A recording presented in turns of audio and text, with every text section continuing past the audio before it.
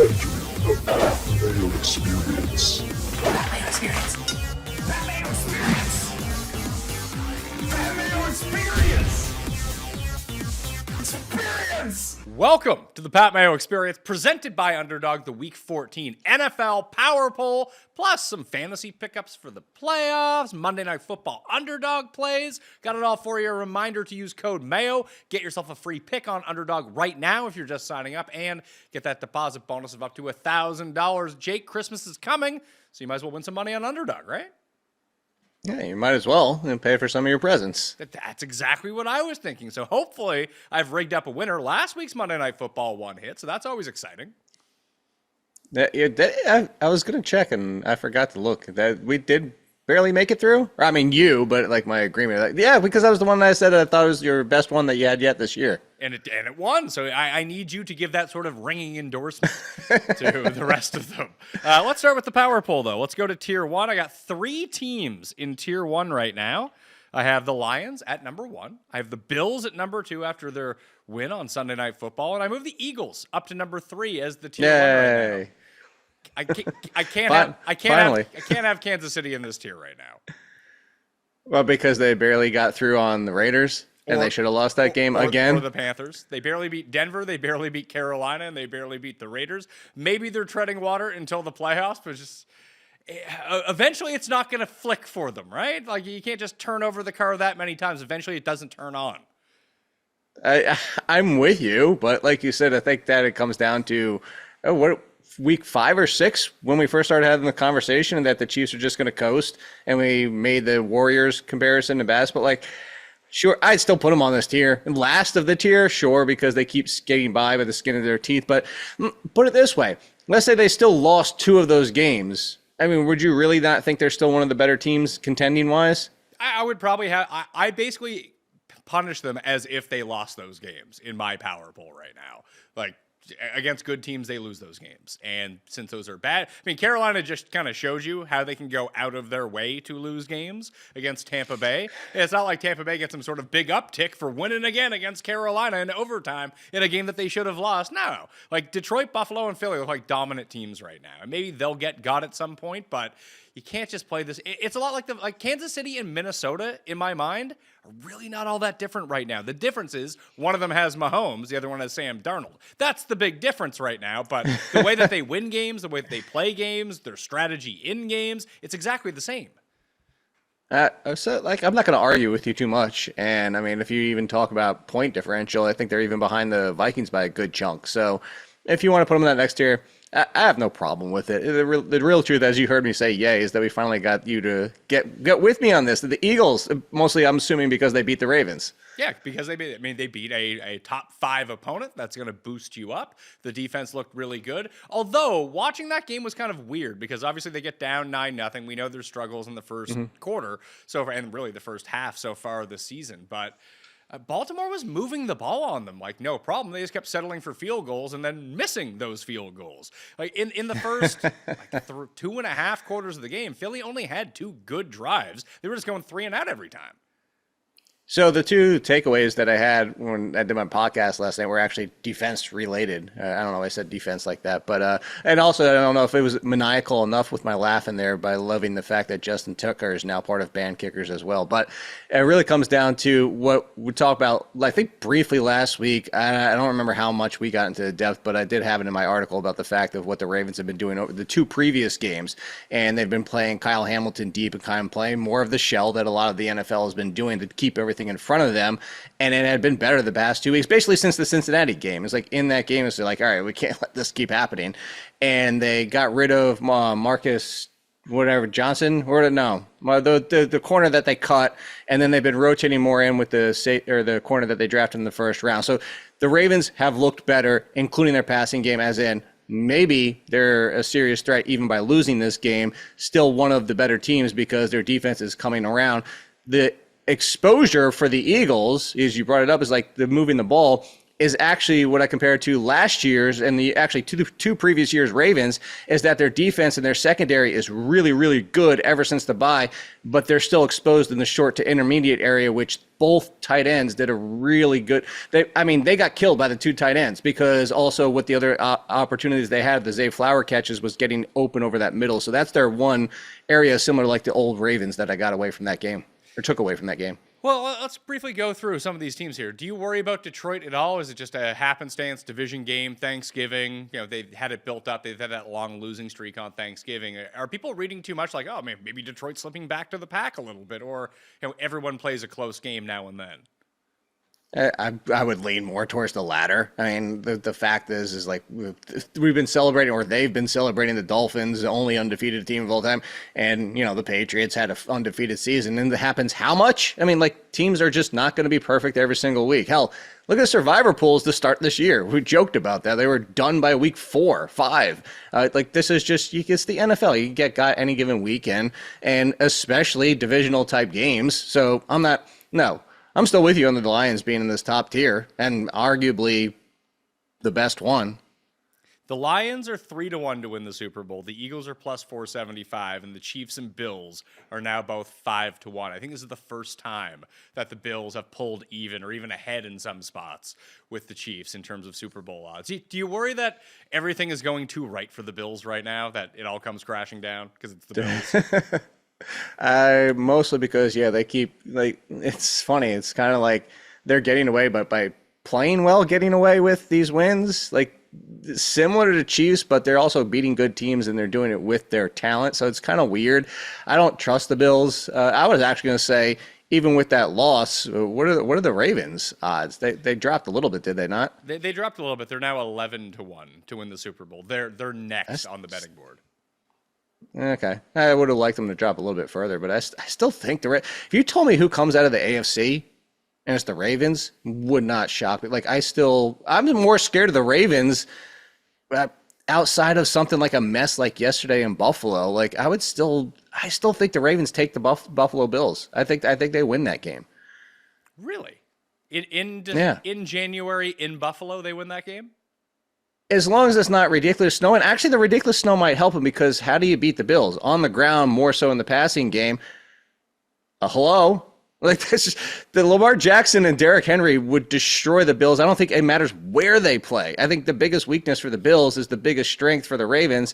And then the way that the Ravens defense has been playing, I think you limit Josh Allen enough. I mean, Josh Allen could do Josh Allen things. Obviously the first quarterback at ever, but cool. I still think I say the Ravens take that game. Okay, well, I maybe will end up seeing that, and it would be a fun game to have in January for sure. I want to talk about the DeJean, whatever they're calling him. Cooper DeJean? Yeah, the white dude corner on the Eagles, and how everyone is celebrating his tackle of Derrick Henry. Am I like the only one who feels like they're taking crazy pills that tackling Derrick Henry when his back is turned to you and he has no momentum is not that difficult of a tackle? I was going to say, I would kind of compare it to as in Derrick Henry's already falling forward and you grabbed on and that counted as like, oh, cool, you tackled Derrick Henry. Like the guy was already going down. You just fell with him. Like, yeah, I thought it was fine. I was just I saw watching real time. I actually looked over and I was just like, okay, cool. Like you tackled him. Like I didn't have the audio on, so I didn't know they were celebrating that much. I just kept seeing the clip float around on Twitter or wherever, and people were just like, "Oh my God, can you believe he tackled Derrick Henry?" It's like it was a nice tackle, it was a good play. He is a professional football player. You should be able to tackle a guy who's flat-footed. If somebody while he had a head of steam, I agree, squared up. Yeah, listen, if it's 12 yards downfield, Derrick Henry has his head down, he's bowling you over, and you make that tackle, I think we're talking about a different thing. It was a regular tackle. I think that 100% of NFL corners make that tackle.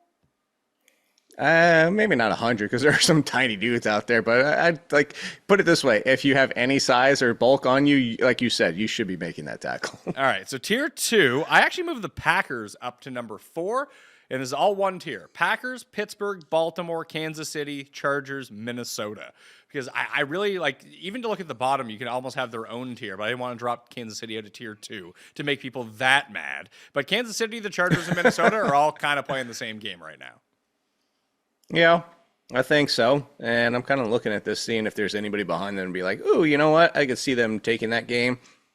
And probably not. The only one I would say any given week, I could see the Commanders, but I wouldn't put them on that tier just because there's too many things I don't trust about them. But I think of anybody behind them that's not in this tier yet, and I know I'm not even including the Texans, another one that you would say, like, not giving you too much credit for that win yesterday, which you can barely squeak out against a team that you shouldn't even be in a contention with. I'd say the Commanders are the only ones a threat, but they don't deserve to be in that tier yet. Yeah, it's strange because I would Washington I have on the tier down, but I would say that, I mean, are we really giving them a ton of credit for kicking the shit out of Tennessee? Like, should we? No.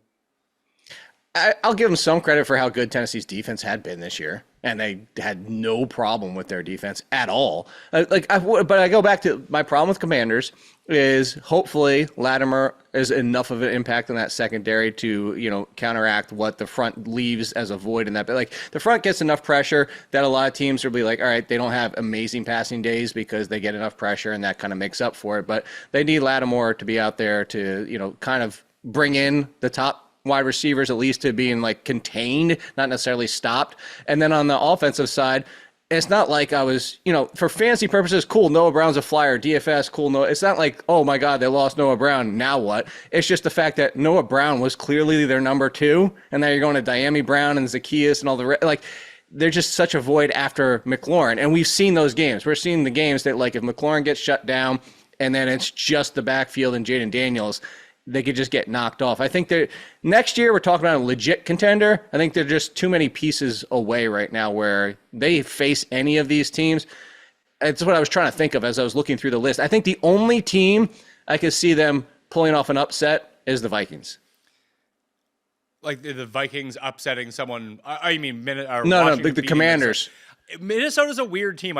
So the top 9 I have right now are the 9 teams that I think are still live to win the Super Bowl, and Minnesota is also a classic team that just might get blown out in the first round. But I do weirdly feel like they could kind of beat anyone at the same time too. I think it just comes down to which Sam Darnold you're going to get. I mean, it's not so much about Sam Darnold. Like, if the defense leaks a little bit, they're cooked, because then you have to rely on Sam Darnold. I mean, it's like 2 weeks in a row now. Like, you get into the witching hour, 10 minutes left in the game, you're down. Sam Darnold's just going to be precise and make every single throw, apparently.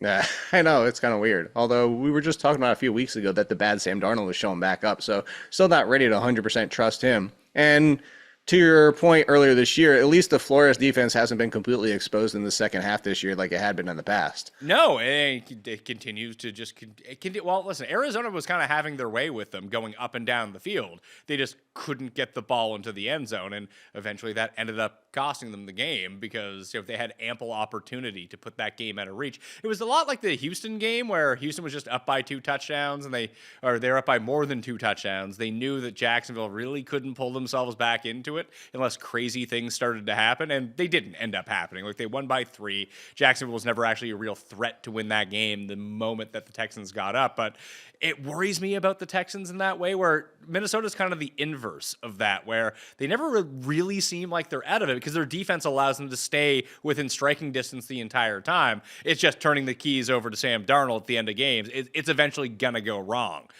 More so when you're facing a playoff team in January. Yeah, and all that. Completely agree. I think we'll get a good idea of them too. I know it's a home game, but revenge for Kirk Cousins this week against Atlanta. Like, they should win that game, and they should win it semi-handily. Like, if this is a loss or even like fighting tooth and nail, like if they look as bad as the Texans did against the Jaguars, then it's like, all right, we still have more questions about the Vikings. I feel a lot better if they kind of handily beat the Falcons. Yeah, I would feel better if they handily beat the Falcons as well, but there's no chance of Kirk Cousins is healthy, is he?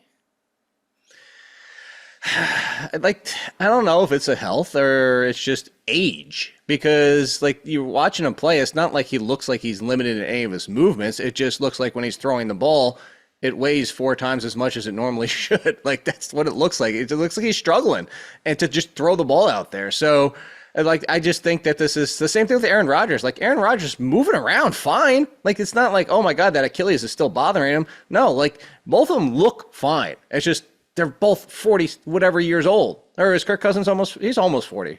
But anyway, it's age, dude. Like, let's just, how many times have a quarterback been playing at this kind of level where we're like, oh, you're a real playoff contender with a quarterback that's at or near 40 or over 40? Like, Tom Brady was an anomaly because this just doesn't happen.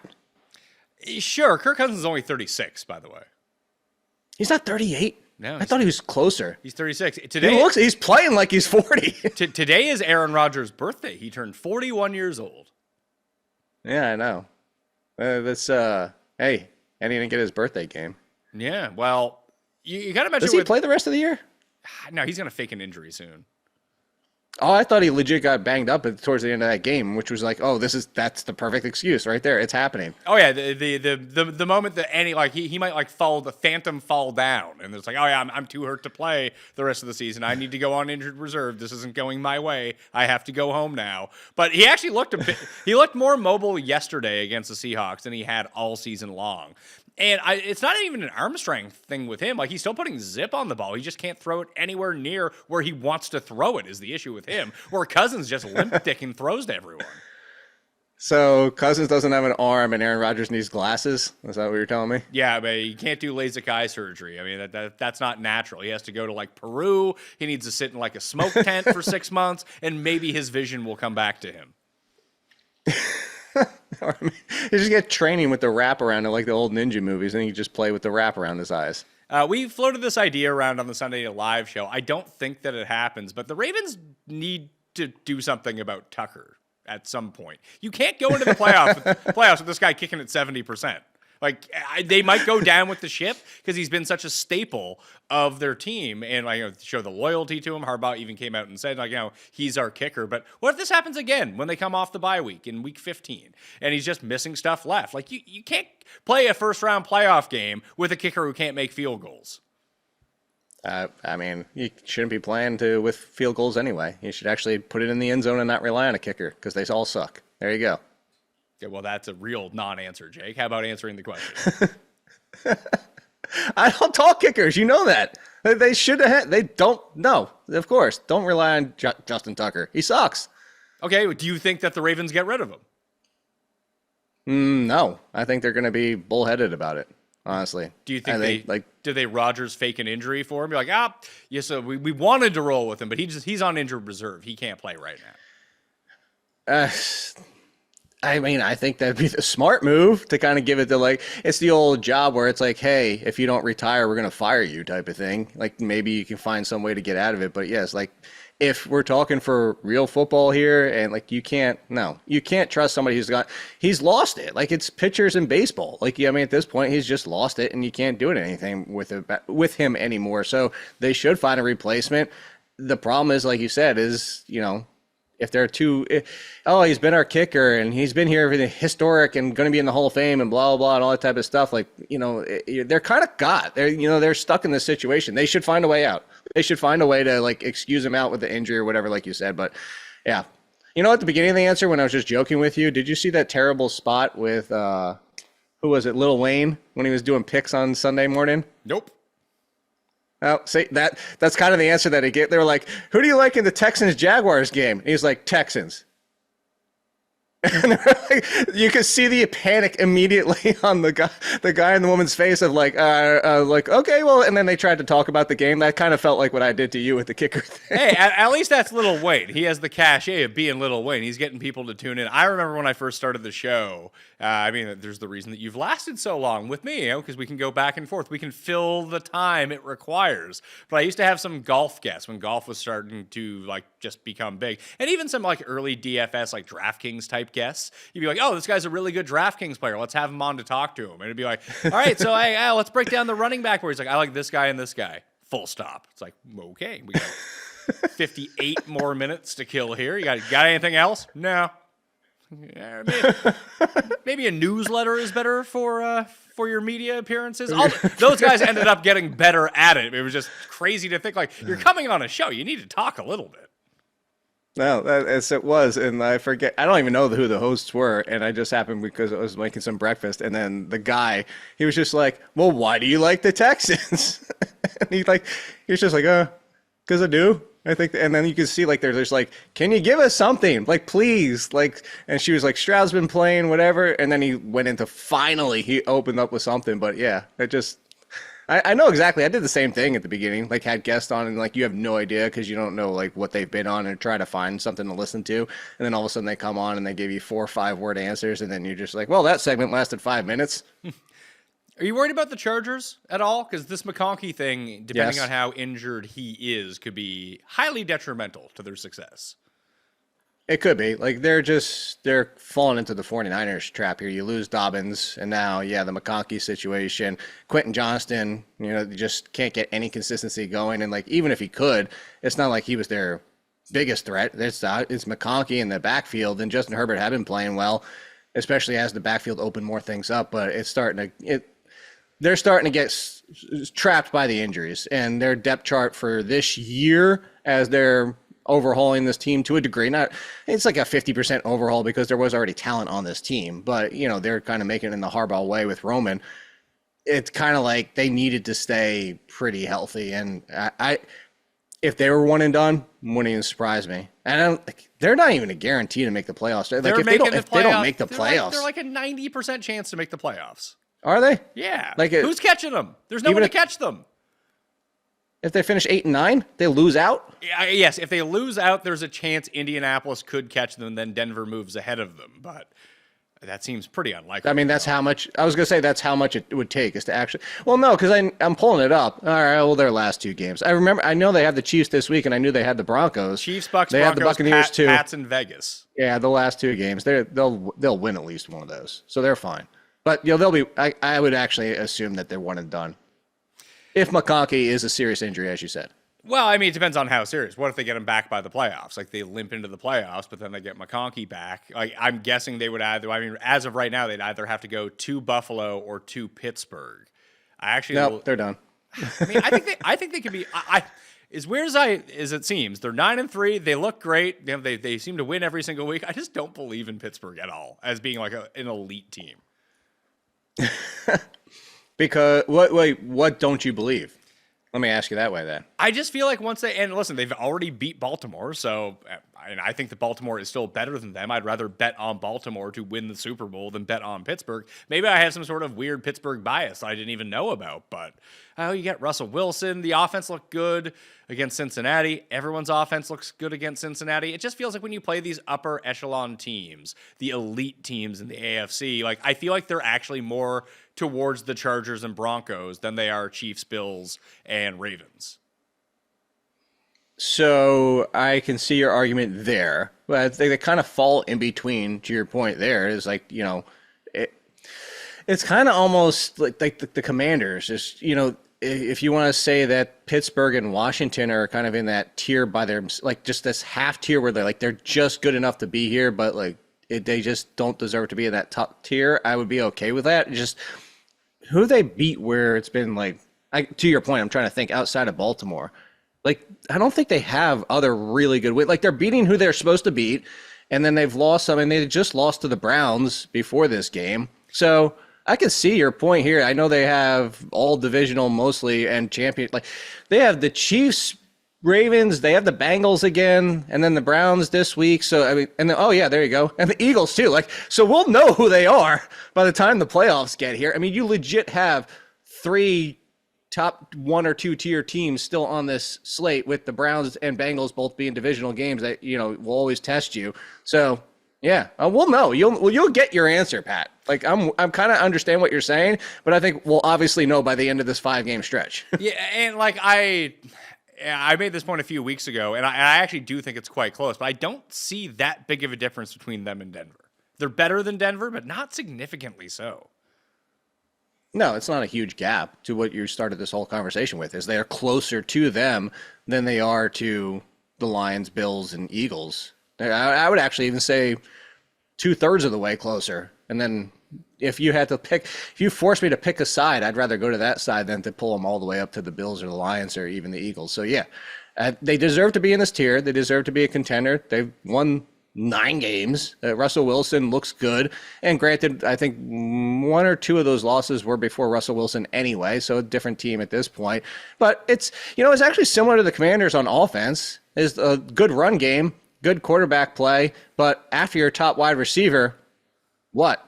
Like, okay, Freiermuth shows up 1 week, that's cool. Van Jefferson shows up 1 week, that's cool. But like, there's been weeks where nobody but Pickens shows up, and sometimes even Pickens doesn't if you take away Pickens. So I think in that way, their offense is actually kind of similar to the Commanders. Maybe. I mean, you keep bringing up the Commanders. I feel like you think the Commanders are way better than they are, and I like the Commanders. But like, they're significantly below all these teams. Like, they're worse than Seattle. No, I've been impressed. No. Yeah. No. Yeah. Like, Washington doesn't play defense. It's a problem. I don't care. They still have almost 100-point differential. Seattle barely has 500. Seattle can't put up points against Arizona. Yeah, but Seattle can stop teams from putting up points. That's a huge key. No, they not consistently. They can't. I mean, basically, since coming out of the bye the past 3 weeks, Seattle's defense has been excellent when they got their guys back. It's been okay. You faced a broken 49ers, and then the Cardinals game where both offenses did Jack's diddly. Okay, maybe that's because one of the defenses was pretty good. What, the Cardinals? The Cardinals' D has been better over the past month as well, along with the Seahawks. Okay, but they're middle of the pack defenses. They're okay defenses. What I'm saying is that I think Seattle's defense has actually taken a leap up. How far? Like, that's the thing is, like, I don't think it's top 10 defense. No, I want to go that far. We'll disagree on that one. I don't think they're that good. All right, and they just gave up. They almost lost the game to freaking Aaron Rodgers. That wasn't really. I mean, that was their special teams. When you have two special teams fumbles and had a lot of the other team to return a touchdown, they didn't do anything against Aaron Rodgers. All they did was shut him down. He had a terrible game. You just talked about the fact that he was running around like crazy. He was running around like crazy, not completing any passes. Davante Adams just had an amazing game against them. Davante Adams had an amazing game against Seattle. That's your contention? Yeah, I'm saying they couldn't stop Davante Adams. My point isn't their defense is terrible. My point is their defense is not top 10. That's my point. I think that they're pretty close to that right now. And Washington's offense is just not what Washington's offense was the first month of the season. So it wasn't yesterday against a defense that we were calling top 10 heading in? Okay, I mean, I don't recall me calling the Titans defense a top 10 defense. However, they put up big numbers against bad teams. That's what they do. That's their entire MO. So, well, then we'll talk again in, week 16 after your Seahawks get the Packers and Vikings? Yeah, I think I have them ranked a tier below those teams, but I think they'll be competitive with those teams. And I'm not saying that they can't be competitive. I'm just saying that I would not take them straight up against the Commanders. And that's home field. In Washington, taking Washington. In Seattle, take Seattle. That's how close they are. You just made it sound like it's a walkover. I mean, that's not what I was saying. But what I'm saying is that you're making Washington sound like they're Super Bowl contenders, and they're not. No, I even said that before. I said they deserve to be on a tier down. You saying they deserve to be on a tier down, and then you talking about them and how good they are really seems to be out of whack. How is that different than the way you're talking about the Seahawks right now? Because I'm not thinking. I said that the Seahawks have a good defense, potentially a top 10 defense, and I think that they're better than the Commanders. I don't see where you're saying that I think that they're going to make some sort of run. Where you were talking about Washington, you just talked about Washington winning playoff games.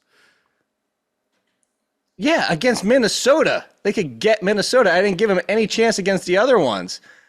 We're saying the same thing. You're just vaulting mine up to other worlds. Yeah, you're basically saying that the 99 Rams and Washington are basically the same at this point. Where basically Seattle's defense because the Rams don't have anything on Washington. They are smoked by Washington. They are a part of this next tier, though. But I did want to talk about Monday Night Football for a second. Code Mayo at Underdog will get you that deposit bonus of up to $1,000 and the free pick, which you can add to this slip for tonight to get it up to 6 times your money. Currently, it is only 3 times your money. Trying to keep it safe here. I like David Njoku higher than 46.5 receiving yards in this game against Denver, presumably playing from a catch-up spot. But I also don't trust Javonte Williams, as you know, Jake, under 9.85 fantasy points in half-point PPR. Yes. Do not trust that backfield at all. You have to hope it's one of the 8 weeks Javonte doesn't just get fed the ball. If it's not one of those weeks, he's going to hit his lower. Oh, the good news is that you'll know by the second quarter.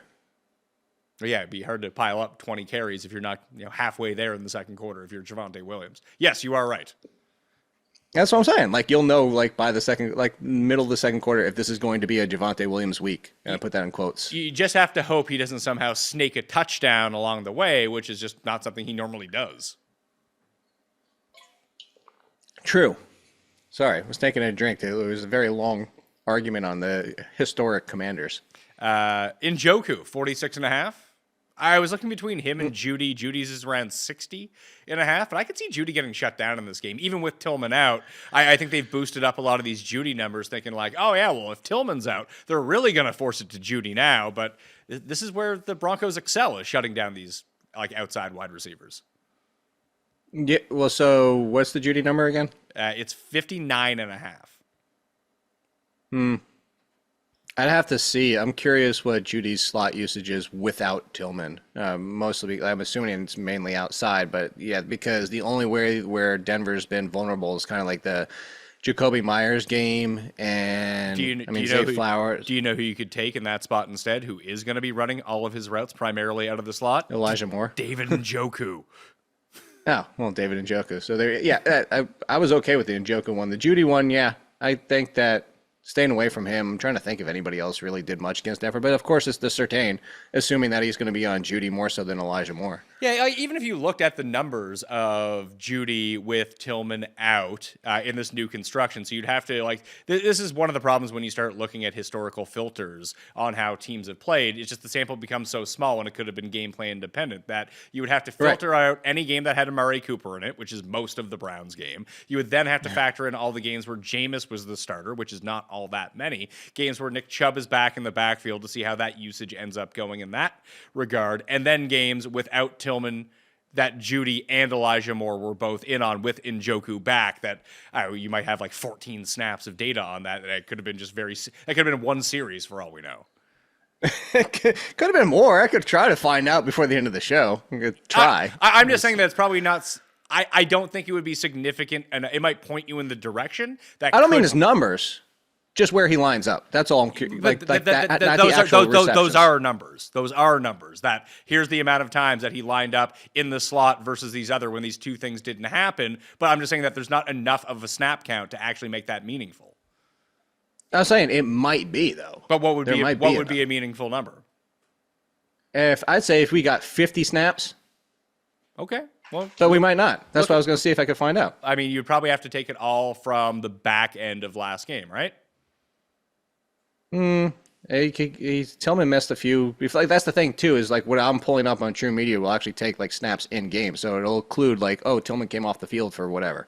Okay, well, go look them up. But like, might not. I'm curious. But you have to like filter out the Cooper stuff as well, because that if Cooper was there, then it's irrelevant anyway.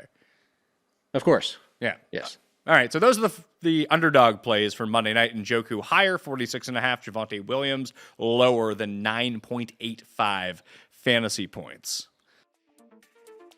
Introducing to you the TGL presented by SoFi Golf's newest league, live on ESPN and ESPN Plus. This is a simulator plus real chipping, real grass, and real green league featuring some of the PGA Tour's biggest players like Tiger and Rory and Xander. Only 2-hour matches inside of a stadium and has other sporting elements like timeouts, refs, and overtime. You tee off from real grass into a screen. You might end up in the rough, or sand, real sand, and have to play it back into the screen out of there. After that, they use the technology to drop it by a real green side area plus a real putting surface, getting everyone involved in the contest. This isn't your average Sunday pickup game. To learn more, visit tglgolf.com and tune into the inaugural season beginning January 7th. Keep up. It's golf. Tier 3 in the power rankings. Denver is number 10, followed by Seattle, Tampa Bay, Washington, Arizona, and Atlanta. Do you think it's crazy that Kirk Cousins would get benched? Yes. Really? I do. They have to be out of it. Not turning to a Penix with the playoffs still in contention. It's been 2 bad games. You have the Vikings here. They get the revenge situation. And then the good thing about it is they're looking forward because everything's still winnable. Like the Vikings, I think, let me pull it back up, but I think the Vikings are the most difficult. Yeah. They've got Vikings, Raiders, Giants, Commanders, Panthers. They're going out with Kirk Cousins that's really leading the way.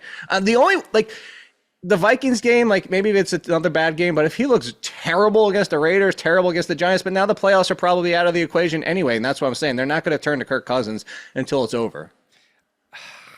Away from Kirk Cousins. I don't know. If he looks horrible against Minnesota again, you could argue it the other way that, hey, maybe this lead up to the, because basically what you've just seen is they played, 3 playoff teams in a row, and Kirk Cousins would have been a disaster in all of those games. No touchdowns, 6 picks, pick sixes. He has no gas. He has no gas on any of his throws. He was like, he basically was trying to skip rocks across a lake is how it looks like he's throwing right now, but the ball's not getting there.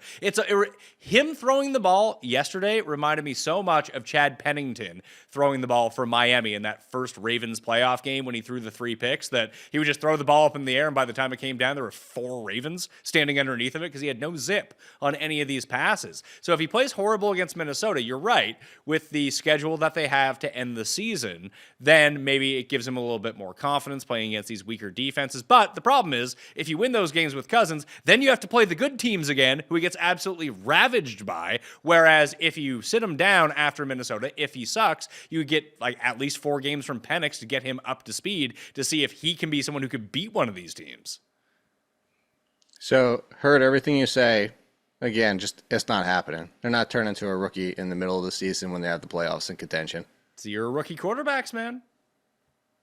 It's the year of rookie quarterbacks. And look how long it's taken some of them to get under and actually play well. Like, May wasn't good out of the gate. Like, who was Daniels is the only one that was good out of the gate. Yeah, that's why you give him these 4 games to ramp up. Now, again, you're not going to do that because what happens if Penix 2 games, 3 games in a row looks like utter dog crap? Then you're going to be like, all right, we're going to go back to Cousins as we enter the playoffs? Or now we got knocked out of the playoffs? At least you've given Kirk Cousins some rest.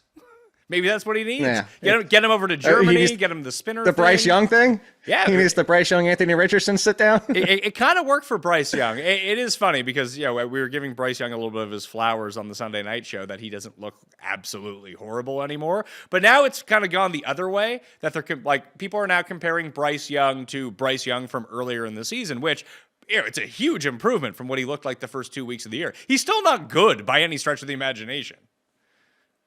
No, he's whoa. He's not. He's not good. Any stretch of the imagination. He's not good.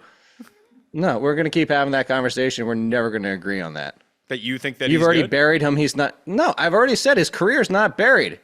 Everybody gave him a year and a half. Who's he playing for? What a surprise! What good team does he play for? The Panthers. I already told you next year he's playing for the Panthers. Oh, that's good. So the Panthers will suck again. No, his career is not over. It's over. He's played a year and a half of football, and he's looked remarkably better since he got his sit down. That's great. He's looked better than he looked, which was like the worst quarterback of all time. Great. Congratulations. He also looked good in his rookie season. I think you're really stretching what good is. Like, I think you're really stretching is he as good as Derek Carr? No. Yeah, because Derek Carr's trash. He's way worse than Derek Carr.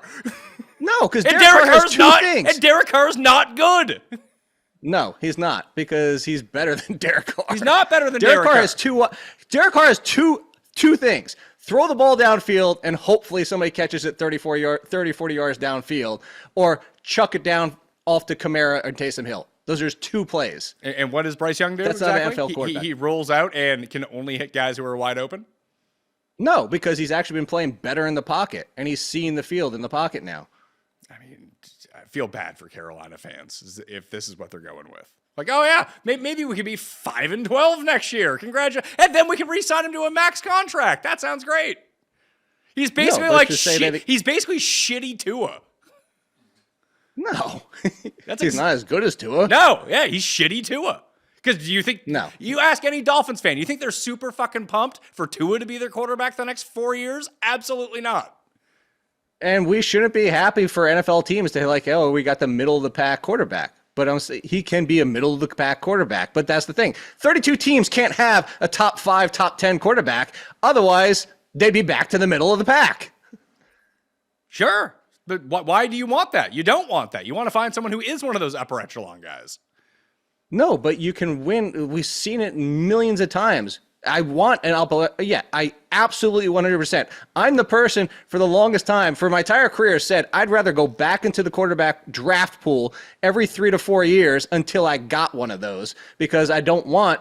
I mean, go back to Andy Dalton when he was actually good with the Bengals. I don't want the middle. I don't want Derek Carr. I don't want Andy Dalton. I don't want the 15th best quarterback. I don't want Trevor Lawrence right now at this point. And no, I don't want Bryce Young, to make that clear. I don't want these options, but not every team can have it. And sometimes you have to build your team around the 15th best quarterback. And some teams can do that, and some teams have won with it. Hell, Mike Tomlin has never had a losing season with a bunch of quarterbacks since Beth Roethlisberger. That's been kind of like, we're kind of surviving. Yeah, and they're really the only team right now. So Minnesota and Pittsburgh and Denver are the teams I have inside the top 10 who would fit that criteria right now. And that's how I said, it can work for some teams. Like, obviously, I don't want it, but you can't. You're stuck sometimes. If you had to pick the next 3 years, who would you rather be your quarterback, Sam Darnold or Bryce Young? I'd take Bryce Young, higher ceiling. It's Sam Darnold. No, because Sam Darnold fell into a perfect situation to get the utter possible best just over mid-level play quarterback. You put Bryce Young on Minnesota and then see. I want the higher ceiling. I'm chasing ceiling. I don't want. We just had the whole argument. Where is I don't the want ceiling coming from? Where like everything he doesn't get to, he doesn't get to play games. like he doesn't get to, what? Okay, he hasn't played. Again, he hasn't played good. He's played better than he used to play. That's it. No, he's played good. He's also not played the best defenses. He's improving. I said ceiling. He has a ceiling to still be a top 14, 15 quarterback. No, not happening for Bryce Young. Sorry. Get out of here with that. It's no good. Rather have just say no. You haven't given me any arguments that are actually holding up against Bryce Young. So watch the game. Just said no. Watch him make throws. Watch him roll out, not be able to hit guys who are not completely wide open. You haven't watched the games the past 2 weeks, and you're going to tell me watch the games. As someone who just lost a significant chunk of money on Tampa Bay when they did not cover against Carolina yesterday, Jake, I can assure you I watched a ton of that game. Then you can't say that that's all he's done. That's all he's done. That's all he did. He basically did nothing the entire time. Because he's made pocket plays. He's run and been more comfortable. He's made throws to Adam Thielen that should have been a touchdown. That should have been a touchdown. Good throws, smart decisions, and good play from the pocket, which is something he's never done from the pocket. Again, you are comparing him against himself, the biggest dog shit quarterback of all time. No, it's like when Tommy DeVito comes into a game and doesn't shit his pants under center. People are like, "Oh my god, this guy's great! Look at him! He's a good quarterback now. He didn't shit himself." Those are stupid Giants fans. I'm taking the last 2 games of how he's played. Period. He's played mid-level of the league quarterback play the past 2 weeks. Period and full stop, as you said. Would you rather have Caleb Williams or Bryce Young? Caleb Williams. Okay. So I want to kind of go through this to see where this top 14 quarterback comes in. Would you rather have Goff or Bryce Young? No, he's not top 14 right now. I said ceiling. He could get there. So if your ceiling is you might be the most average quarterback in the NFL, why is anyone fooling around with this guy? Because to go back to what we just said, not every team can have a top 5 or 10 quarterback. Some people have to live here and understand this is it. You give them another year or two, if the team can be built around them with actual talent outside of 2 or 3 players and build this roster, and it doesn't work out. Okay, cool. In 2 years, we're done with you. Give him his 4 years. Hell, give him a third. Give him a full 2. They gave him 1.5, and we're like, oh, the guy's career is over. He's going to be lucky that they might end up with 4 wins, maybe 5, and be in the position where they cannot draft a quarterback, so he will have to come back. Or they could just do the crazy thing the Giants are probably doing, draft that Grant Nussmeier idiot, and then watch that go blow up in their face too. Hey, they might get the number 1 pick. They wouldn't pick him at 1, would they? No. I meant if they miss out on Ward and Sanders. Is Sanders really like a top 2 pick? Yeah, it's Ward and Sanders. Is he actually is he one of these guys that you take? Like, I have no idea because the hype around him is either so positive or so negative, and I don't watch college, so all I see are highlights. The highlights look good, but people seem to be vehemently he is going to be a generational star, and other people are he's just not a pro level quarterback.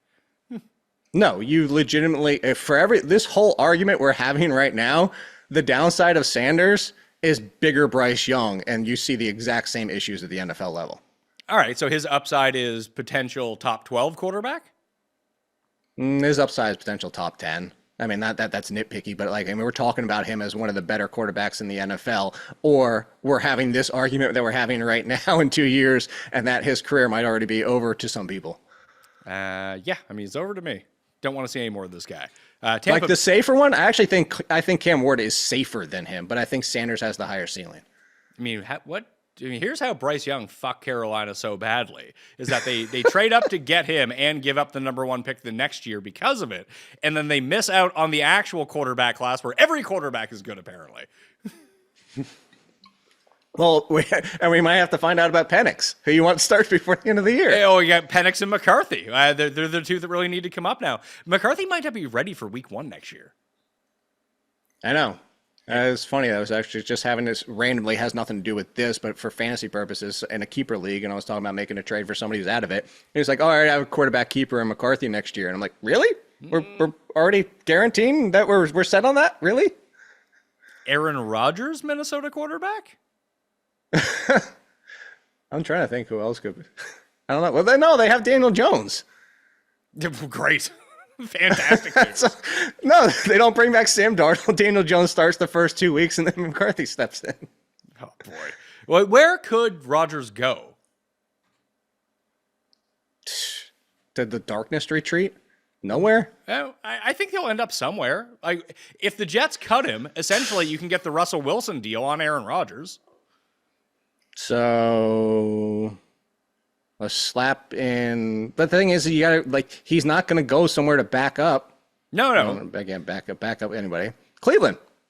There you go. That would actually make a ton of sense, because then you could eat the Watson contract and have to play him and play Rodgers. Yeah, this is exactly where I was thinking it. There you go. We're on the same page. Saints? Is Carr done there? I mean, probably. They would play Taysom at quarterback if he wasn't out for the year. Tennessee for a year? Well, is Purdy up in the offseason? No, I think he has one more year, right? I don't know, because he's on one of those weird, or did he re-up in the offseason? I just completely forgot about it. They didn't give him a ton of money, though. He's making like $600K this year. 4-year rookie contract. So that makes 1, 2. Yeah, he still got another year. Do you think they'll re-sign him? He makes it. I think they will. Like to big I money? think they'll give him. Yeah, I think they'll give him a contract this offseason. I could see him. I don't know Purdy as a person, but if I'm him, because he's only making 1.1 next year, I could see him being like one of those holdouts where we're getting a deal done before I step back on the field next year. I would too. I'd be like, yo, I'm going back to college so I can make 10 times this money. Like that basketball kid that BYU was trying to get. What happened with that? $3 million NIL deal? You could suck in college. You don't even have to go to the NBA. You're done. You're good. You get $3 million. Open up your own business after college. Well, I think Michigan was trying to pay some high school dude $10 million to come play quarterback. Was he really? Yeah. I mean, you could be done in college. Now that we've seen the resurgence of running backs, maybe it won't be as big of a thing. And Barkley and Henry have helped out free agent running backs, and Jacobs to an extent as well, so much that when we get the next crop of the next 3 years worth of running backs with these old veterans who are actually kind of washed, that it's not going to work out so well. That I always thought that the NIL was perfect for running backs, that you might as well just stay your 4 years or however long you can, because running backs really do matter in college football, where people can pretend Barkley's the MVP all they want. I could probably put 20 running backs on the Eagles that wouldn't be as good, but be 80% as good, and they'd still win all these games. Well, that was the stupid John Gruden tweet this morning about how Derrick Henry and Saquon Barkley are resetting the market and running backs matter. And that's, me. This is somebody that actually thinks that top tier. They are resetting the market. I do not think that they matter. No, okay, so top tier running backs, I've always said they do matter. Top tier, Barkley's, Henry's, CMC's when healthy, they matter. The replacement level can be offset by other areas on the team. And so I don't. I think they matter to a degree. I'm not saying like, oh my God, everybody needs to go get paid. The problem is they're not resetting the market because look at next year's. Like J.K. Dobbins coming off an injury, Javonte Williams stinks. Like it's not like all the contracts next year are going to be whatever. They didn't reset any market. They were big available running backs, including Jacobs and others. And now we're going to go back to reality next year. No, yeah, but when nobody's going to get paid. But teams are stupid, so they'll be like, "Oh my God, look how much Barkley, look how good Jones." And yes, they will, Jake. Teams are fucking morons. They will do this. Hey, it worked for them. You don't think the Raiders will do something stupid like that? No, because look at who the free agents are at running back. That's the problem. That's what I'm saying. Nobody, like if you told me, I'm trying to think like somebody who would hit the market, like Nick Chubb without the injury is going to be a free agent, but Nick Chubb is coming off the injury and he's now going to be 28, 29 or whatever. Like if he never had that injury from last year, I would say completely agree. Nick Chubb is going to be right in that Derrick Henry conversation because still Derrick Henry around the same age. But we're getting hit with Najee Harris. Najee Harris might be the only one that tests your theory here, is Najee Harris, because all the rest, like I said, Javonte Williams, J.K. Dobbins, Zeke, Madison, those are the free agents, because I know those because somebody tweeted in response to that, is the running back market next year is trash for who's available. Running backs are like a nice watch with a very fancy suit. It's the suit that really makes everything, but you get the watch, it makes it look a little bit nicer. That's what a great running back is for a great offense. So to come full circle back, speaking of Nick Chubb, it is actually a super small sample because it's 150 snaps with Njoku and Winston, and then there's only 17 without Cedric Tillman with Njoku and Winston and Chubb, by the way. So, and the difference was a 10% difference. We were looking for Judy though, not Njoku. Yeah, no, but Njoku on the field with him. Okay, so there's only 17 occurrences of that. There's only 17 snaps where it was it was with Njoku, with Winston, with Chubb, and no Tillman. There's only 17, and the difference is he moved from 39% in the slot to 48%, which, as you said, might have just been reactionary at the time. And how many were passing plays versus running plays? So those are all snaps. So routes, let's see how many routes there were. So no, actually, the number I gave you were routes. It was 225 snaps and 37. So of those 37 snaps, 17 routes. So you could, listen, everything in the NFL is a small sample. You can use that to say, hey, he's playing 10 percentage points more in the slot when Tillman is off the field than regularly, based on the 17 routes that we've now seen, that maybe you do want to bump him up because maybe that gets him away from Surtain, or it is statistically insignificant. And, I mean, you can kind of spin it any way you want. If you were writing it up and you really wanted to make the case for it, I mean, that's why stats will lie to you, that you can make that case. You just wouldn't put in how many snaps there were. You'd be like, hey, he plays in the slot 49% of the time over 37. Why wouldn't you play him? Yeah, is basically take the stat how you want it and then spin it into your argument. Then the best part is then you can play confirmation bias too after the end. Absolutely, you can make it say whatever you want. Let's power through the rest of the teams I have in the rankings. So we can't obviously talk about anyone. Houston is number 16. San Francisco 17, the Rams 18, Indy 19, Miami 20, Cincy, and that's the end of that tier, into a new tier of Chicago, New England, Carolina, Dallas, and New Orleans. And then the bottom tier, the Jets, Cleveland, Vegas, Tennessee, the Giants, and Jacksonville. We talked about Carolina a little bit. I guess we talked about New England a little bit. I actually thought May did play really well on Sunday. It's just, again, they suffered the same fate of just not being able to get into the end zone. I just thought it was a lot of sloppy football in Week 13. There was, outside of the teams that scored a lot and actually had good days like anything else, and then even in some of those games, Patriots should have won that game. I mean, we could talk about whether or not these are tank jobs, though, at the same time, because Patriots, Raiders, and Jaguars all should have. I mean, they were winning their games. And Jaguars, I just don't feel like the Texans even won that game. Well, I have the Texans down at 16 right now. They're going on to their bye week. They're on a bye. Can they fix this offensive line? Because that's really what the problem is. Stroud is putting up like hospital balls to people, and I think it was at some point I just saw it fall across my timeline on Twitter. It was just like, it was a bunch of CJ Stroud terrible passes, and it was like, they caught all of these last year, and now that they don't catch them, it seems like their offense sucks. That maybe their offense is actually exactly the same. It's just they're not making all the hero plays anymore. Yeah, Tank Dell comes down with that one. He has a completely better day, and it's different as well. But I don't know, because how do you fix the offensive line from a pass blocking issue? Like, there's been talks for past years of like what you can do versus run block versus pass block, and usually if you sacrifice one for the other. But even if you found a way to like adjust technique or swap in options, it's not going to get markedly better. Where it's like, oh wow, now the Texans have no worries. It's almost like you kind of need to change the playbook. And the problem is like Stroud just doesn't love to run. Stroud, it's almost like Caleb Williams. Honestly, you should be looking to start doing what the Bears did with Caleb Williams, starting to get things out quicker. And if not, tell Stroud, dude, you need to start running. Like, you need to start taking off a few times more aggressively and put up 15 yards to give that extra half beat of a second thought for defenses, because it's just too easy now. They know Stroud's a pocket passer. They know what he wants to do. They know how he plays football. And that's it. It's just, you're just selling everybody out to the pocket, and this is the way you stop them right now. Is Cincinnati a good first and second round draft pick away from being a Super Bowl contender again? I don't know that's enough for the defense. You also need free agency. That defense is just abysmal. That is a bottom 5 defense. Yeah, I mean, it might be. It works hand in hand too. That this was a lot of my case of why the Jets defense was going to regress this year, although the offense turned out to be pretty putrid anyway.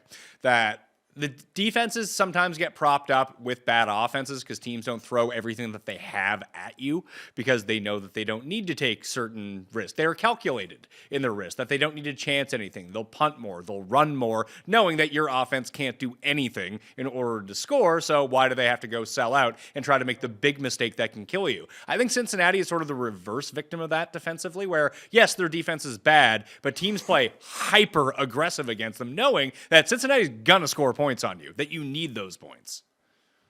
Yeah, but I understand, but at the same time, they haven't shown an ability to stop anybody, like even limit somebody. Like, just, hey, keep us in the game. I mean, like, I'm trying to think, does anybody outside of who, Daniel Jones, and I think Daniel Jones even, I'm pulling up, Daniel Jones still ran for 56 yards again. So that still was like, so the only quarterbacks I put in quotes that they've limited, because the quarterbacks should be in quotes of who they've limited, is the entire Browns crew, because they had all 3 quarterbacks show up in that game. Jacoby and Brissett. Then Daniel Jones. Jacoby Brissett week 1 only got 16 on him. That doesn't count. It's Jacoby Brissett. Yeah, and in fairness to them, they have played, except for the Raiders. Actually, they kicked the shit out of the Raiders, so I guess that would count in their favor. They let Andy Dalton have a pretty good game. I mean, Andy Dalton did better than Bryce Young, so that would work out. No. I mean, they did beat the Panthers, so maybe if Bryce Young was playing, then of course they would have lost by 70 points. But I mean, they even let Desmond Ridder come in for Minshew and throw 11 to 16 for 74. Granted, they were up by like 30 points at that point. Yeah, I just said a good chunk was garbage time. But it's weird. Their schedule has broken down in one of the weirdest ways, where they've either played the absolute stone worst teams in football or the best teams in football. They've had very few. That's how that entire division has been. I know, but they've played just none of the middle. Like, that's where the Chargers have been so good this year, and that's where Denver has been so good. That the AFC West had to play a lot of like the bottom, like your average to below 20% to above 20%, and they've just been very good at winning those games against that level of team, where the AFC North has not had a chance to play a lot of those teams. No, but they get to the rest of the way. Did that loss basically eliminate their chances? Who? I feel like it should. The Bengals. Yeah, they're done. They haven't beat a team over 500 yet this year.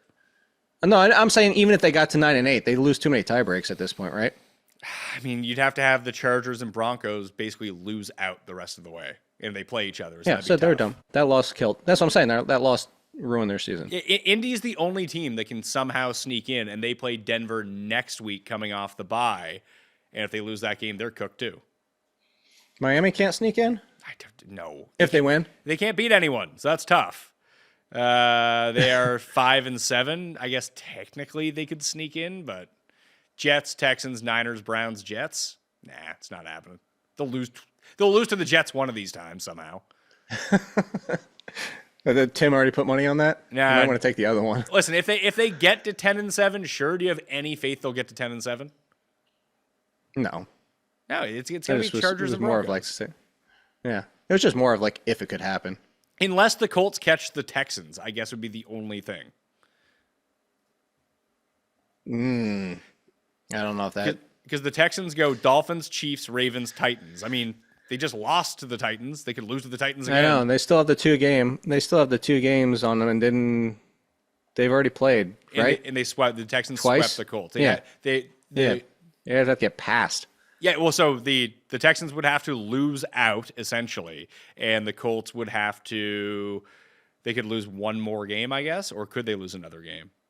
Yeah, they could lose one more, and they could get to 9-8 and win the division. I mean, the that way. Texans still have to face the Chiefs and Ravens, so it comes down to the Dolphins, and then what was their last game? The Titans at the Titans. It could happen.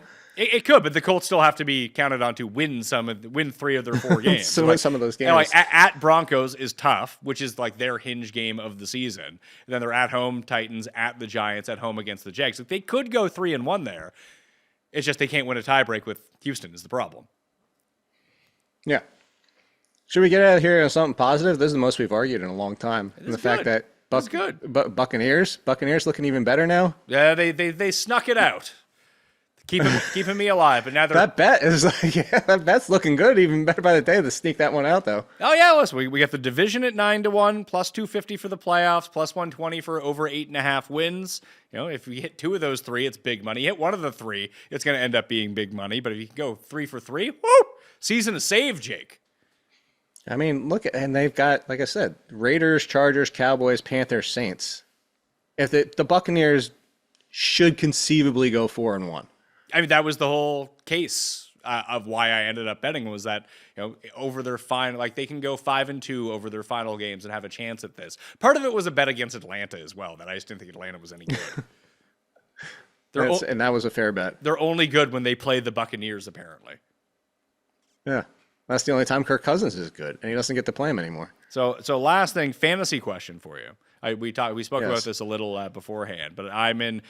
So the way that our playoffs work in terms of payout, so it's a 14-team league, keeper league, expanded rosters. I have Lamar as my quarterback, which is great. He's a great fantasy quarterback. It's the reason I'm in first place. But I have Jaden Daniels as my backup, but he's my redshirt keep, that if I play him, then I lose his eligibility, and I'll have to keep him around in advance, and I won't get to keep as many players. He becomes like a free keep for me if I don't play him this year, which I haven't. So I'd like to hold on to him as my free keep. But I don't necessarily need to win next week in order to get first place, which is this winning the regular season in our fantasy league pays the exact same as winning the league. That's where all the money is allocated in our league. So I have the choice between Russell Wilson against Cleveland, Jameis against Pittsburgh, Mac Jones against Tennessee, or Will Levis against Jacksonville as my spot start.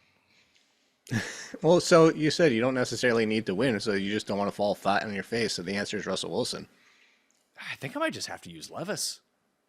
No, you cannot trust Levis. I don't trust Levis. I don't trust Russell Wilson, especially against Cleveland.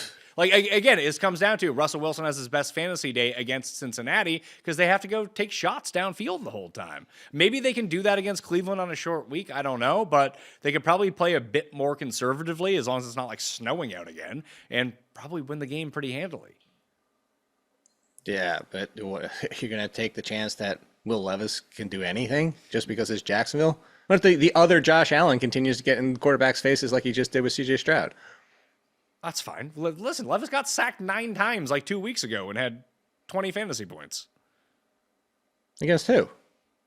Houston. He had 20 against. He didn't have 20 against Houston. He had 16.8. I'll take that. He's had over 16 each of the past. So his past 4 games: 19.9, 14.6, 16.2, 16.7. Yeah, and what's Russell Wilson's floor? Now, let's see here. Let's see what Russell Wilson's been up to. I'm genuinely asking. I'm not like trying to like. That's a genuine. 27, 13, 4, 19 over his past 4. That 4 was the Ravens game, right? That is correct. Who was the other one? Was the other one with the Browns? Yeah, the Browns game was the other 13. low score? Yeah. I mean, I'd still go Russell Wilson just because like, how aggressive is negative points in your league? It's not that aggressive. And listen, like I said, Levis is averaging, what, over his past 4 since he's come back? No, this is from somebody who was like, hey, maybe Brian Callahan can get the best out of Will Levis and pull the Kevin O'Connell magic treatment for Sam Darnold. I was saying, like, hey, maybe that could happen. It hasn't obviously worked to that degree. I was genuinely asking, because, like, if you have, I know some leagues are like -3 for an interception. And if it's like that, okay. It's just one? Just -1 for an interception. Okay. Then I could see you going with Levis. I'm not going to argue too much. I could play. I still think Russ is still I could safer. play Aiden O'Connell against Tampa Bay as well. Yeah. Or your boy Bryce Young. No one owns him. That's how good he is in our 14-team keeper where everyone is owned. Bryce Young not owned. Well, no, neither is Will Levis or Russell Wilson. Neither is Russell Wilson. Yeah, and Russell Wilson is a mid-level quarterback. Yeah, he's not really. What is he in points per game in at the quarterback? NFL? No, I meant the NFL. Sure, 30. How old is he now? No, I'm saying even at his best, he pushed at the fringe of top 10 even at his best years. Yeah, Russell Wilson was also an MVP candidate perennially and won Super Bowls immediately. Yeah, but I'm just talking about pure NFL quarterbacks. Oh, okay. So where does Russell Wilson stand right now? Russell Wilson's 36. He's in that better than when Manning was wash zone. That he has the veteran guile and he's still good at throwing moon balls. Which is still better than Daniel Jones. Yeah, if you're going to compare, if you think that the average quarterback is somehow Daniel Jones, then yeah, everyone's above average. Never said that. I just don't we keep bringing up Daniel Jones. It's really strange. Because I love to mock him. I love to mock the Giants. Okay, interesting. Bryce Young, really good. I mean, there's not that much separating Daniel Jones from Bryce Young, man. Yeah, there is. Really not. At least yes, Daniel Jones got a team to the playoffs. He did not. I remember he rode that team. And won a playoff game. Rode that team. Okay. Rode team on the back of Daniel Jones. The rest of that team should be sharing in that contract that the idiots gave them. Well, that's their fault for giving him the contract. I look forward to the Bryce Young contract that is given from the Carolina Panthers. It's going to be a fun one. Maybe that too can be 4 years, $120 million. Oh, we'll talk in 2026 when if it happens or not. Oh, God, I'm going to be dead by then. Don't worry about that. Never talk about that.